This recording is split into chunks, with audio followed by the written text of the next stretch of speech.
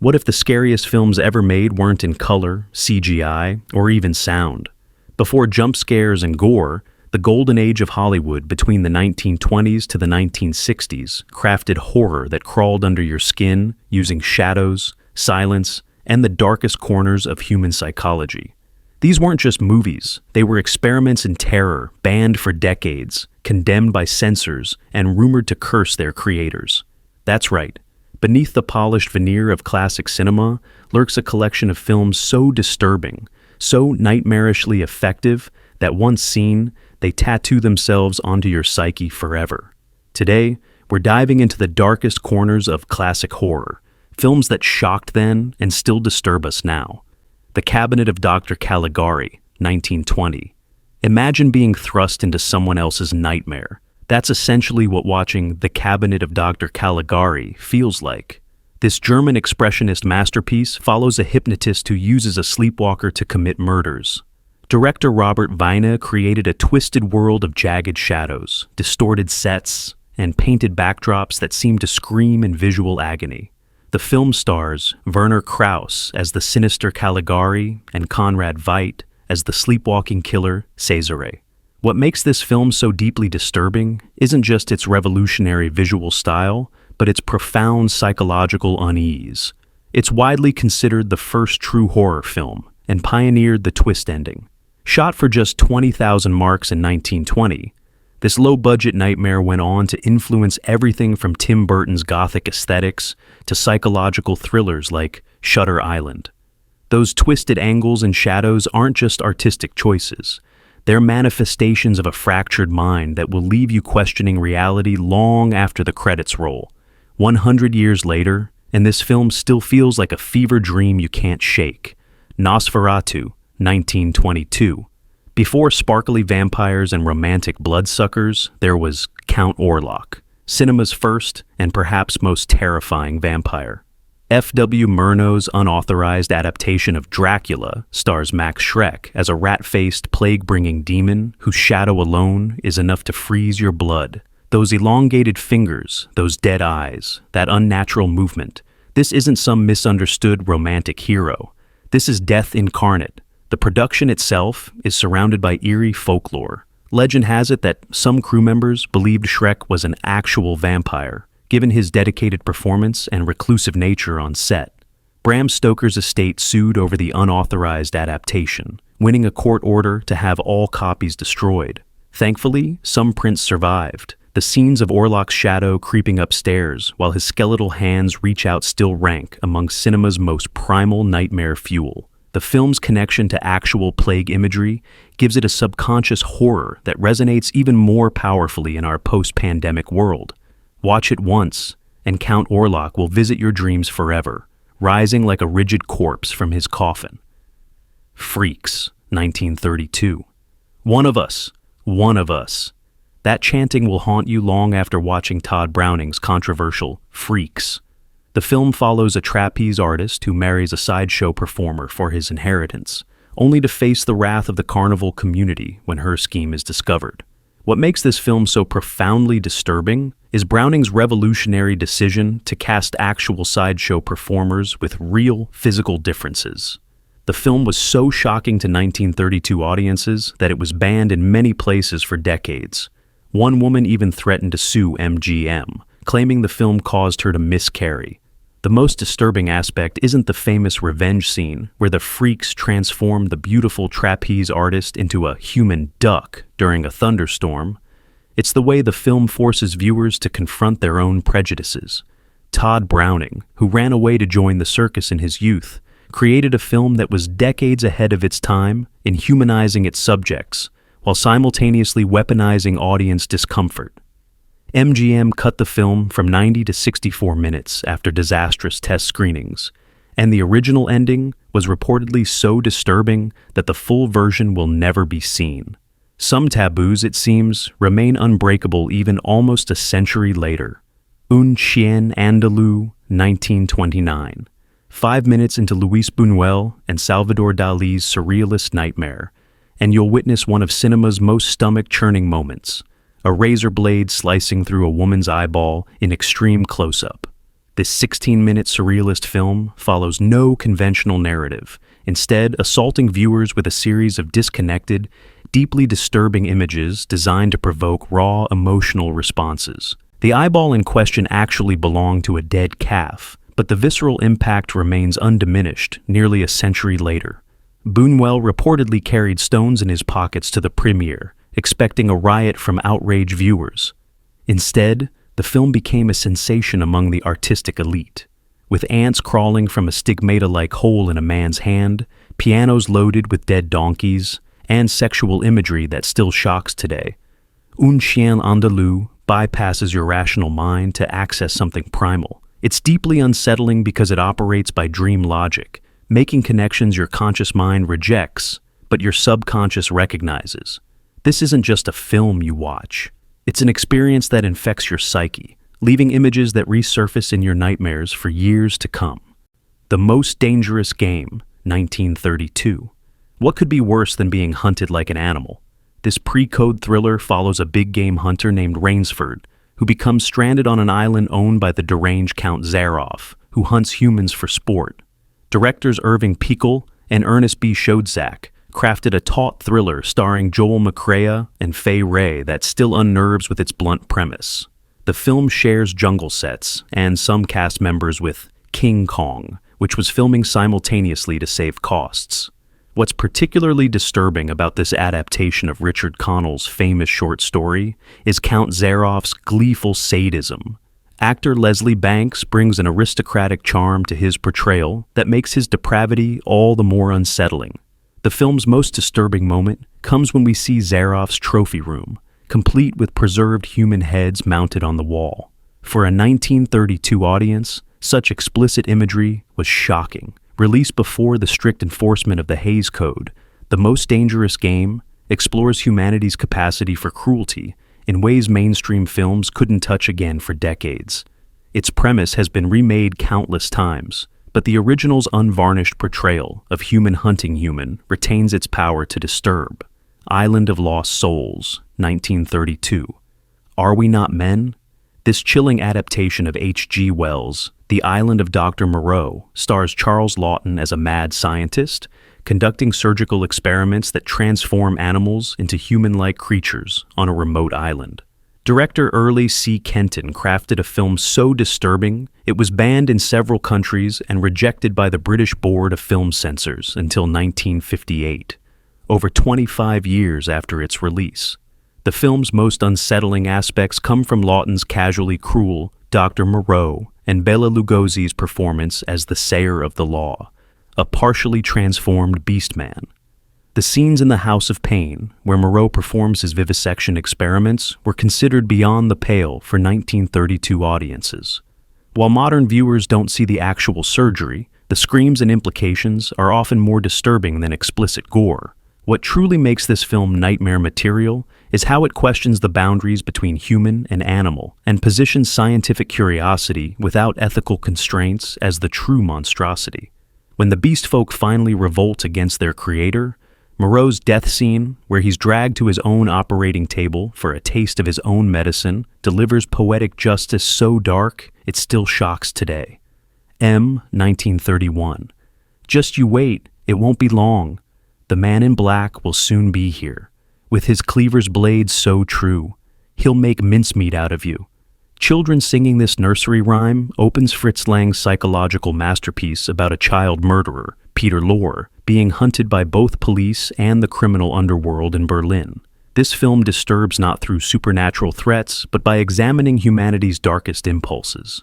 Lang's first sound film uses silence and sound with revolutionary precision. The murderer's haunting whistling of "In the Hall of the Mountain King" signals impending horror without showing violence. What's most disturbing is Peter Lorre's climactic monologue, where he pleads that he can't help his murderous urges. I can't help myself. I have no control over this evil thing that's inside of me. This portrayal of compulsive, uncontrollable evil was revolutionary for 1931. The film was later used as Nazi propaganda against Lorre, who was Jewish and fled Germany shortly after its release. M disturbs because it suggests monsters aren't supernatural creatures, but ordinary-looking men walking among us, fighting inner demons they cannot conquer. Lang claimed the film was inspired by a real serial killer called the Vampire of Dusseldorf, whom he researched by visiting insane asylums. This grounding in reality gives M a disturbing power that supernatural horror can rarely match. Dr. Jekyll and Mr. Hyde, 1931. Frederick March won an Oscar for his dual role in Ruben Mamoulian's disturbing adaptation of Robert Louis Stevenson's classic tale, his transformation from the kind, respected doctor. Jekyll into the monstrous Mr. Hyde remains one of cinema's most visceral and uncomfortable scenes. Using colored filters and makeup that gradually appeared on film, Mamoulian created a transformation that still impresses today.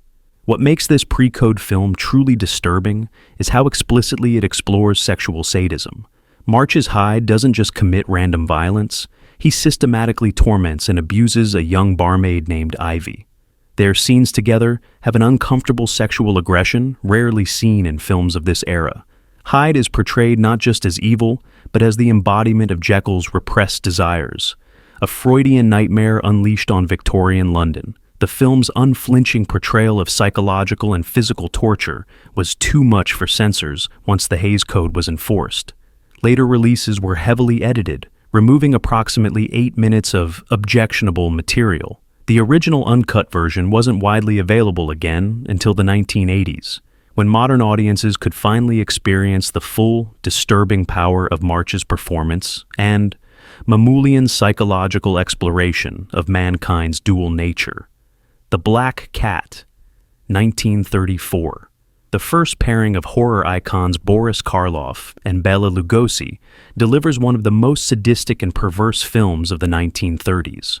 Directed by Edgar G. Ulmer, this film has nothing to do with Edgar Allan Poe's story, despite borrowing the title. Instead, it follows a honeymooning couple who become trapped in the ultra-modern home of Hjalmar Polzik, an architect and satanic cult leader who keeps dead women preserved in glass cases. The film is a showcase of perversions that somehow slipped past censors.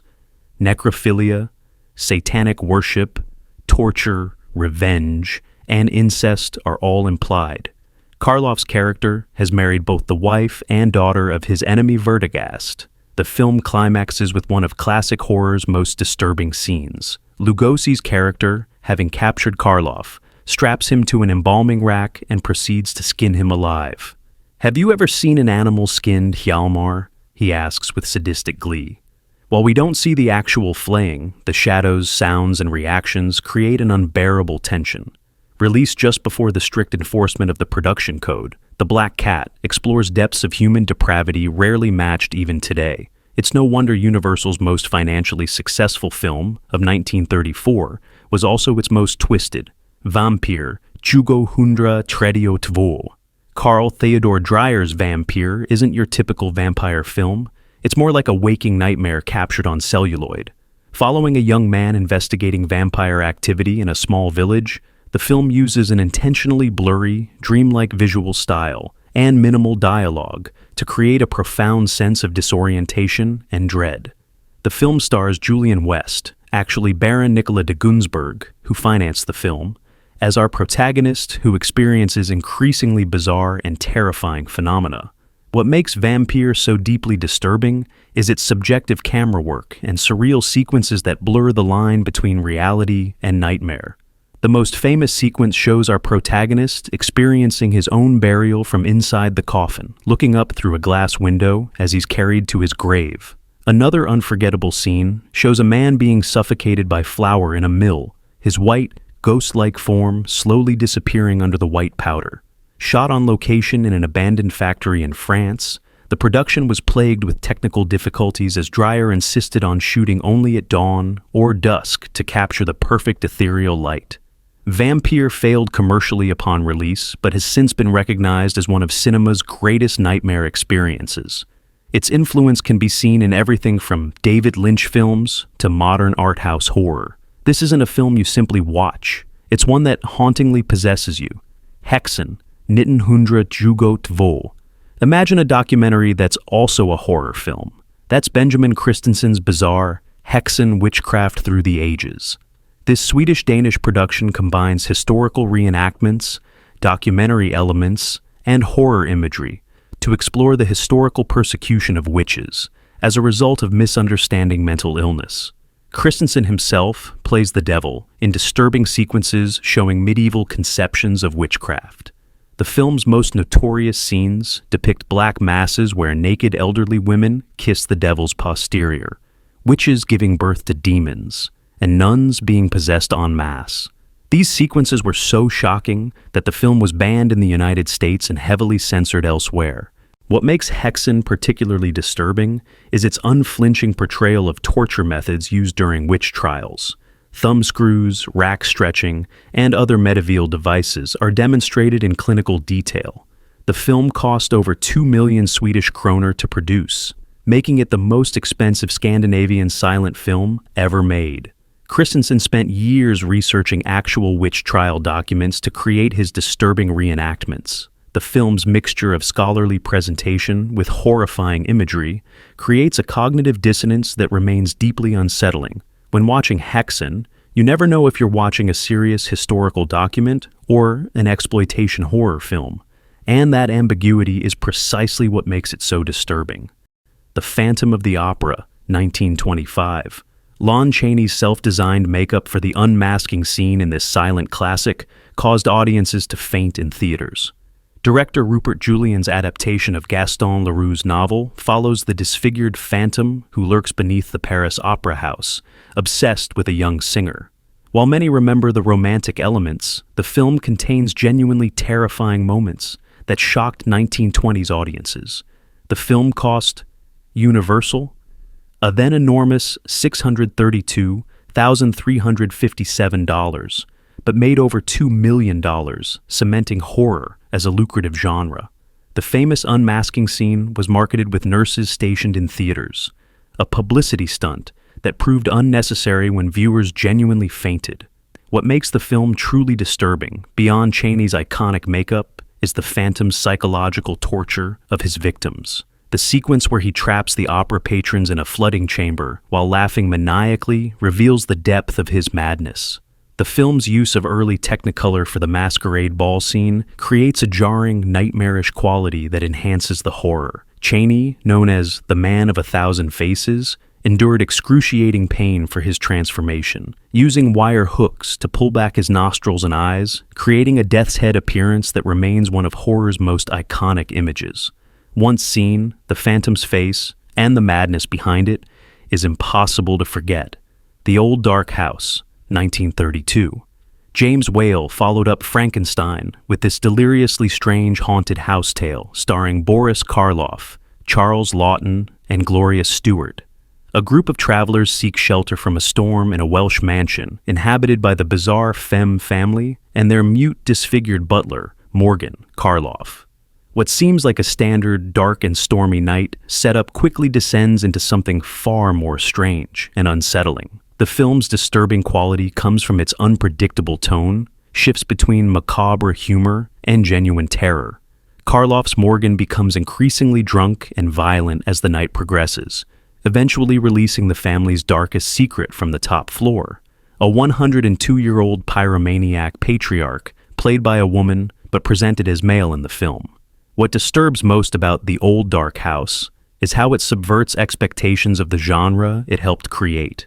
Characters who seem like villains become sympathetic, while seemingly innocent characters harbor dark secrets. The film was considered lost for decades until director Curtis Harrington tracked down a print in the Universal Archives in the 1960s.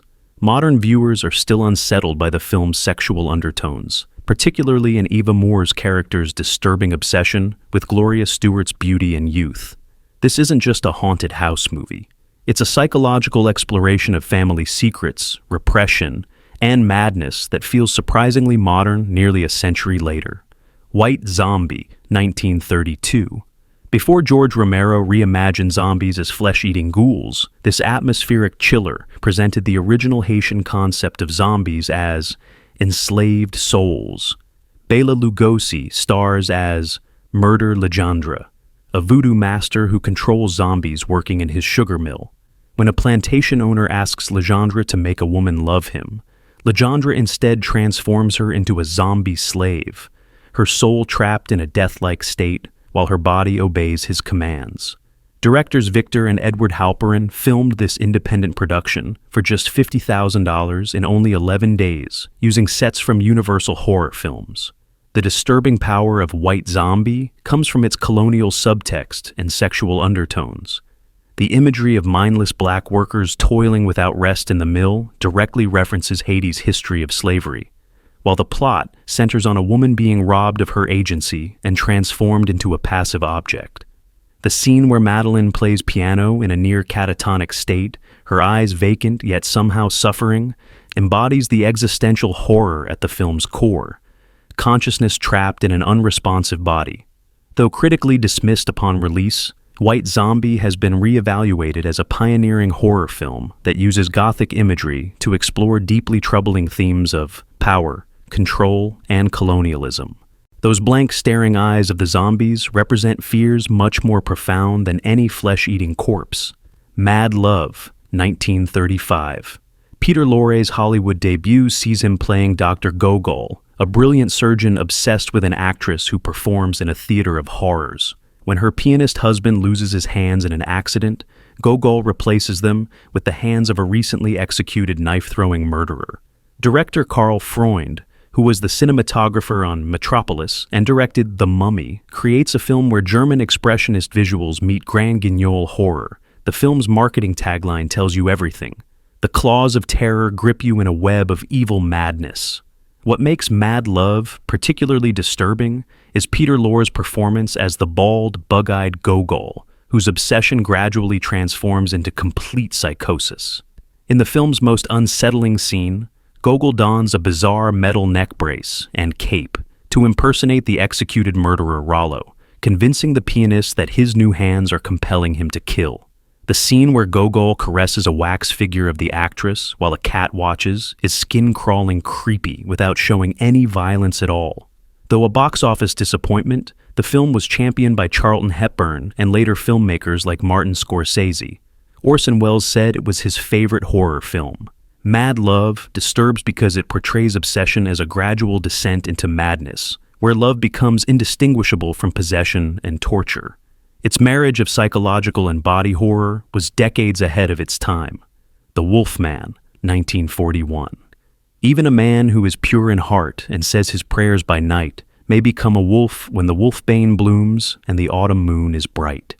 This haunting poem runs throughout George Wagner's tragic monster tale, starring Lon Chaney Jr. as Larry Talbot, a man who returns to his ancestral home in Wales only to be bitten by a werewolf and cursed to become one himself. Unlike many monster movies, The Wolfman presents its supernatural transformation as a metaphor for uncontrollable rage and inner demons. The film cost approximately $180,000 to produce and became one of Universal's most successful monster films. Transformation scenes required Chaney to sit motionless for hours while makeup was applied in stages. What makes The Wolfman so lastingly disturbing is not the monster itself, but the psychological horror of Larry Talbot, a good man who must watch himself become a killer. The scene where Larry looks down at his feet as they transform back from wolf to human after he's killed an innocent man captures an existential horror more profound than any jump scare. Chaney's performance as a man tortured by his own nature brings genuine pathos to what could have been a simple monster movie. The character would return in 4 sequels, but none captured the psychological disturbance of watching a man who knows he's becoming something uncontrollable. Through The Wolfman, we confront our own capacity for violence and the thin veneer of civilization that contains our baser instincts. The Body Snatcher, 1945. Producer Val Lewton and director Robert Wise craft a psychological horror masterpiece based loosely on the Burke and Hare murders that terrorized 1820s Edinburgh. Boris Karloff gives perhaps his greatest performance as Cabman Gray, a grave robber who supplies bodies to a medical school run by Dr. McFarlane. The film explores the moral corruption that spreads from their unholy arrangement, with Bela Lugosi appearing in a small role as McFarlane's blackmailing servant. The film's most disturbing scene involves no supernatural elements or graphic violence, just Karloff driving his cab while a woman's corpse sits behind him. As he sings the Bonnie Banks a Loch Lomond with increasing mania, he imagines the dead woman singing along, turning to find her sitting upright. The horror comes from the psychological disintegration of both Gray and McFarlane as their crimes consume them. Made for just $130,000, the film showcases Luton's philosophy that implied horror is more effective than explicit gore.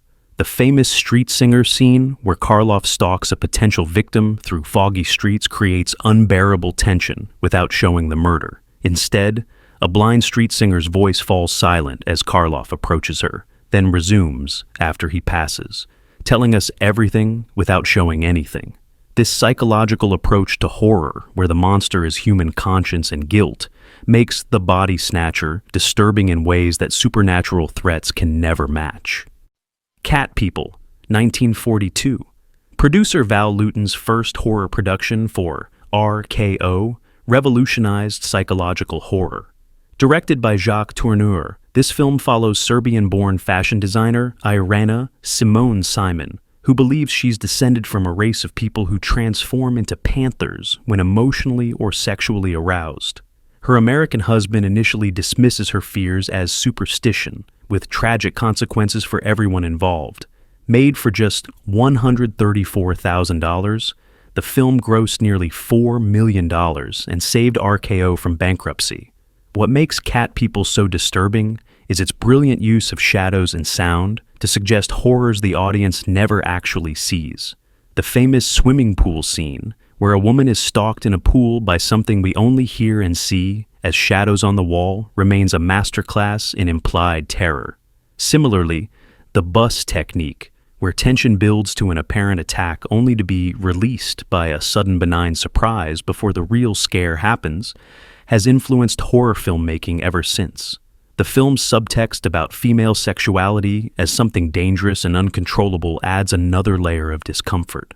Irena fears consummating her marriage because passion might trigger her transformation. This metaphor for sexual repression and fear gives Cat People a psychological depth that makes its horror linger long after explicit monster movies have been forgotten. When the lights go out, what's more terrifying than the monster you can't see but know is there. The Uninvited, 1944. Don't be fooled by the romantic elements. Lewis Allen's Ghost Story, starring Ray Milland and Ruth Hussey, was the first Hollywood film to treat ghosts as genuine supernatural phenomena, rather than hoaxes or hallucinations. When siblings Rick and Pamela purchase a seaside mansion at a suspiciously low price, they discover why. The house is haunted by a tragedy involving the previous owner's wife and daughter. Unlike many haunted house films, The Uninvited treats its supernatural elements with deadly seriousness. The manifestations begin subtly: cold spots, the scent of mimosa flowers, and a room that makes people inexplicably weep. What makes the film deeply disturbing is how it connects these hauntings to dark human crimes. Infidelity, jealousy, and possibly murder. The seance scene, where the true nature of the haunting begins to reveal itself, builds tension masterfully without relying on special effects. Paramount spent $1 million on the production, an enormous sum for a ghost story, in 1944. Martin Scorsese included it on his list of the 11 scariest horror films of all time, noting how it creates a sense of terrible danger. The film's exploration of how past sins haunt the present feels uncomfortably relevant in any era. Some ghosts never rest because some crimes can never be forgiven. That's the disturbing truth at the heart of The Uninvited. Dead of Night, 1945. This British anthology film, directed by Alberto Cavalcanti, Charles Crichton, Basil Dearden, and Robert Hamer, pioneered the horror anthology format and features one of cinema's most disturbing segments, the ventriloquist's dummy. The framing story involves an architect who arrives at a country house party where he becomes convinced he's experienced everything before in a recurring nightmare. While several segments deliver effective chills, it's Michael Redgrave's performance as Maxwell Frere, a ventriloquist whose dummy, Hugo, seems to have a mind of its own, that creates the film's most disturbing moments. The psychological deterioration of Frere, as Hugo seems to assert more and more independence, culminates in a scene where Hugo appears to move and speak without his ventriloquist, a moment that has terrified audiences for generations. The film's circular structure, where the ending loops back to the beginning in an eternal nightmare, adds another layer of existential dread. Physicists Fred Hoyle, Thomas Gold, and Herman Bondi claim the film's structure inspired their development of the steady-state theory of the universe, perhaps the only horror film to influence astrophysics. The final montage where all the stories collapse into each other in a surreal nightmare sequence creates a disorienting effect that feels startlingly modern. Dead of Night disturbs because it suggests reality itself might be an inescapable bad dream from which there is no waking. The Spiral Staircase, 1946. Robert Siodmak's psychological thriller follows a mute woman named Helen, working in a mansion where a serial killer targets women with afflictions. Set during a thunderstorm in early 1900s New England, the film creates unbearable tension through Helen's vulnerability. She cannot speak to call for help when the killer strikes. The film's most disturbing elements come from its killer's perspective shots. Using innovative subjective camera techniques, Siodmak shows us the murderer's distorted vision. When he looks at potential victims, their afflicted feature disappears from his view. These shots, revolutionary for 1946, make viewers uncomfortably complicit in the killer's pathology. The motive, eliminating imperfect women, has disturbing eugenics overtones that would have resonated powerfully in the immediate post-B-52 era. The film cost RKO $1.5 million to produce and became both a critical and commercial success. Alfred Hitchcock cited it as an influence on his own thriller techniques. The scene where Helen realizes the killer is in the house with her, but she cannot scream for help, creates a primal terror that transcends the film's age. The Spiral Staircase disturbs because it understands that the inability to call for help taps into one of our most fundamental fears. I Walked with a Zombie, 1943. Don't let the exploitative title fool you. This Val Lewton production, directed by Jacques Tourneur, is a sophisticated psychological horror film that transplants Jane Eyre to a Caribbean setting. A Canadian nurse arrives on the fictional island of Saint Sebastian to care for the catatonic wife of a plantation owner. As she investigates whether the woman's condition is the result of tropical fever or a voodoo curse, she uncovers dark family secrets. RKO initially assigned Lewton the lurid title and expected a sensationalistic exploitation film. Instead, he delivered a nuanced exploration of colonialism, superstition, and guilt, with a budget of just $162,000. What makes the film deeply disturbing is its ambiguity. We're never certain whether supernatural forces are at work, or if human cruelty and psychosomatic illness explain the events. The famous scene where the nurse and her patient walk through cane fields at night toward a voodoo ceremony creates an atmosphere of dreamlike dread, rarely matched in horror cinema. The film treats Haitian voodoo practices with unusual respect for 1943, portraying them as a complex religion rather than primitive superstition. Still, the images of the tall, vacant-eyed zombie Carrefour guarding the crossroads and the hollow-eyed wife moving in trance-like states create primal unease. The film disturbs because it suggests some fates, like guilt, colonial exploitation, and their consequences, are inescapable, working through generations like a curse no rational explanation can dispel. The Seventh Victim, 1943. Another Val Lewton production, directed by Mark Robson. This noir-infused horror film follows a young woman searching for her missing sister in Greenwich Village, only to discover she's become involved with a satanic cult. What makes this film particularly disturbing is its nihilistic worldview. Rarely has a 1940s Hollywood film been so preoccupied with death, suicide, and existential despair. Made for approximately $150,000, the film was too bleak for 1943 audiences and performed poorly at the box office. Its cultural reputation has grown enormously since then. The film's most famous scene involves no supernatural elements or violence, just the protagonist discovering a room containing nothing but a chair and a noose waiting to be used. Similarly disturbing is the shower murder scene that predates Psycho by 17 years, where a woman stalker appears as a silhouette behind a shower curtain. The satanic cult is portrayed not as melodramatic devil worshippers, but as ordinary-looking people who simply believe in palladism, a philosophy that prioritizes seeking pleasure without moral constraints. This realistic portrayal makes them far more unsettling than theatrical occultists. The film's famous final line, "I've always wanted to die," delivers a fatalistic punch almost unthinkable in wartime Hollywood. The seventh victim disturbs because it suggests that emptiness, not monsters or violence, is the true horror waiting for us all. The Night of the Hunter, 1955. Charles Laughton's only directorial effort is a nightmarish fairy tale starring Robert Mitchum as Reverend Harry Powell, a serial killer with love and hate tattooed on his knuckles, who pursues two children to find hidden money. This fever dream of a film blends German expressionist visuals with Southern Gothic storytelling to create something uniquely unsettling.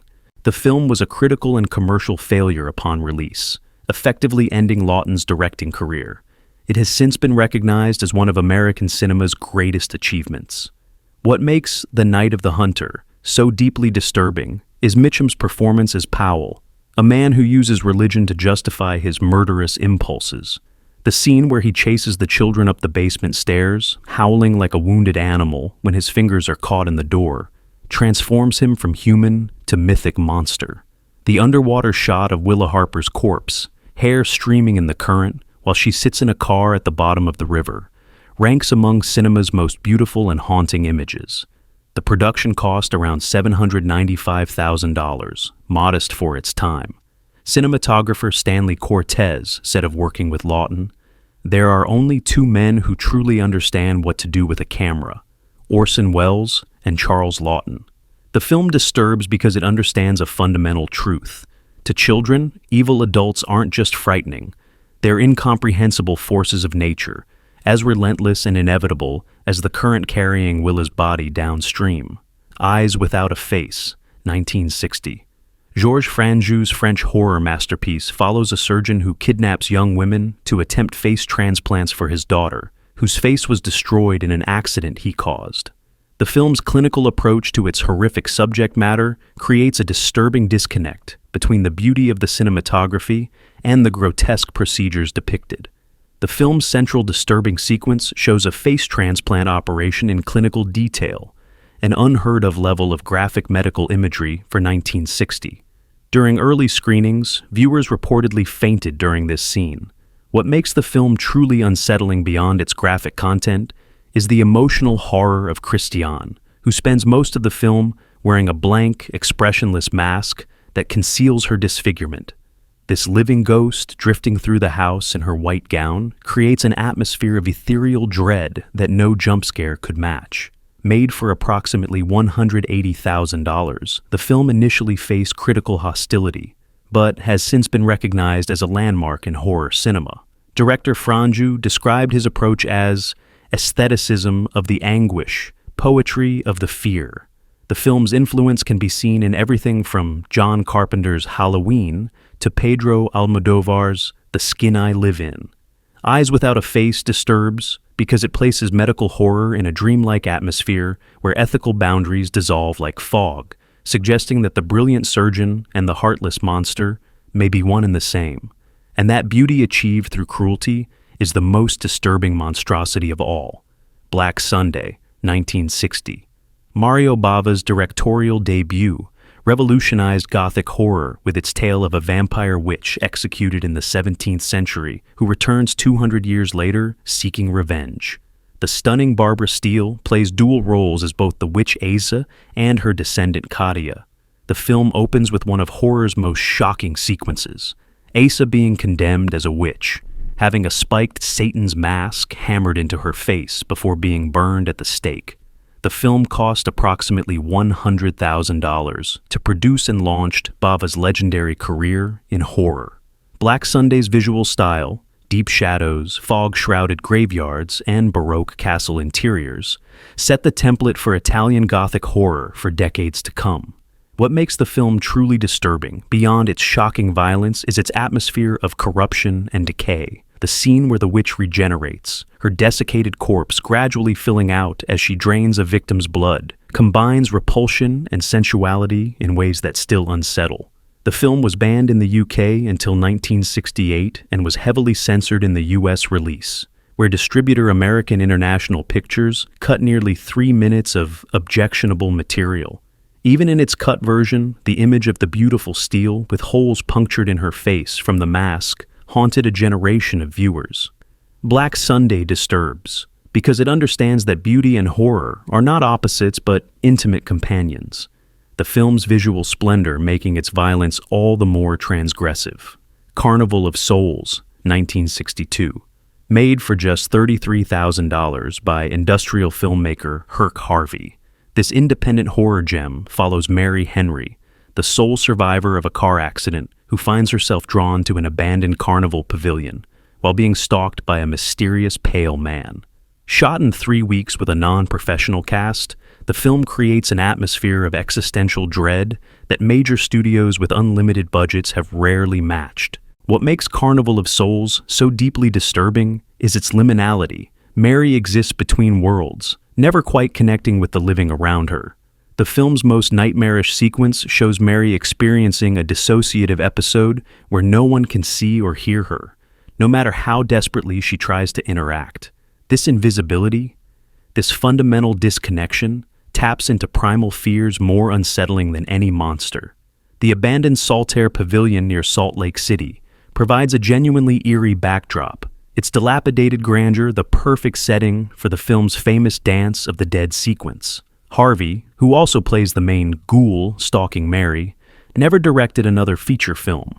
Though initially dismissed as drive-in filler, Carnival of Souls gained a cult following through late-night television broadcasts, and is now recognized as a landmark of American independent horror. The film disturbs because it presents death not as a sudden shock, but as a gradual, disorienting transition, the ultimate loss of connection that may have already happened without our realizing it. What makes these classics so powerful is their psychological truth. They recognize that the boundary between normality and nightmare is far thinner than we'd like to admit. So, whether you're brave enough to revisit these disturbing masterpieces or wise enough to leave them buried in your memory, their influence continues to haunt cinema today. For more deep dives into classic horror, subscribe to our Golden Age Classics channel. Until next time, remember, some films are disturbing not because they're bad, but because they're too effective at what they set out to do. Sweet dreams.